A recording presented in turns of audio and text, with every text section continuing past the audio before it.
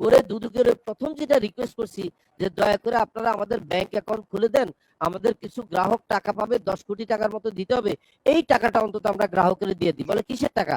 মামলা না করে, মামলাও করে নাই, মে মাসের 23 তারিখে কোনো কথাবার্তা ছাড়া আমাদের ব্যাংক অ্যাকাউন্ট সব বন্ধ করে দেয়।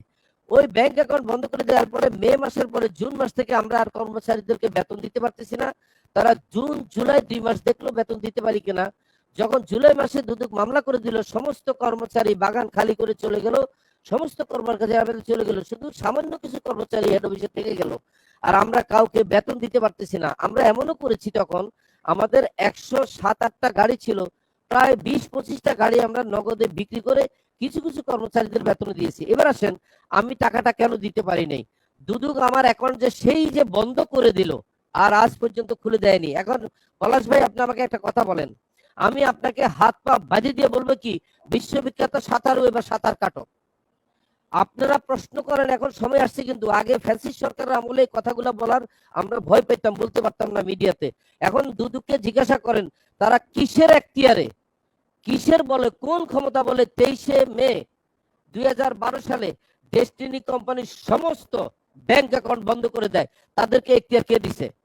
কোনোদিন মামলা না করে ব্যাংক অ্যাকাউন্ট বন্ধ করা যায় না।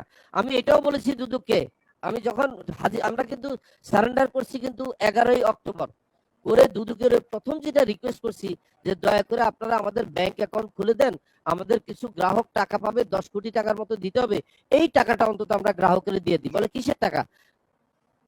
বলেন। এই জায়গাটাতে আমি আপনার কাছে জানতে চাচ্ছি, আপনার এস্টিমেশন কি এখন, কত সংখ্যক গ্রাহক কত টাকা পাবে এখনকার যদি স্ট্যাটাসটা ধরা হয়?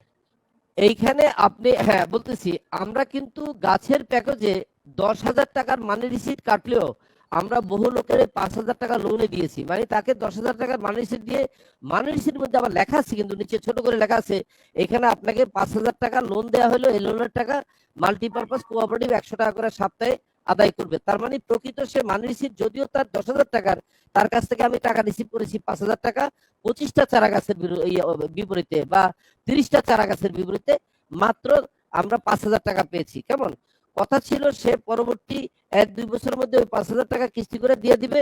আর 12 বছর পরে, একটু খেয়াল করেন কিন্তু, 12 বছর পরে ওই 30টা গাছে যখন 12তম বছর হয়ে যাবে, প্রতি গাছে সে 2,000 টাকা লাভ পাবে। এটাই ডিল।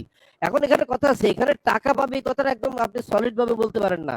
ওই ডিলের মধ্যে যেটাকে আমরা বলি ক ফরমে, সেখানে লেখা আছে গ্রাহক চাইলে টাকা নেবে গাছ প্রতি 2,000 টাকা করে, অথবা গ্রাহক চাইলে অর্ধেক গাছ নিয়ে যাবে, মানে 30টা গাছের মধ্যে 15টা সে তার দখলে নেবে, 15টা আমরা রাখবো। কেন এটা করতে বাধ্য হলাম?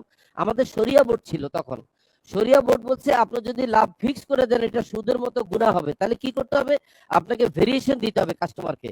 হয় কাস্টমার 2,000 টাকা করে লাভ নিবে, 30টা গাছে 60,000 টাকা নেবে 12 বছর পরে, অথবা সে 15টা গাছ নিয়ে যাবে, এটা আপনি লেখেন। এইভাবে আমরা চুক্তি করেছি। তার মানে আমরা যদি কোনো লাভ না দেই, খেয়াল করবেন, যদি লাভ সহ দেই তাহলে আমাদেরকে দিতে হবে কাস্টমারকে 10,000 কোটি টাকা।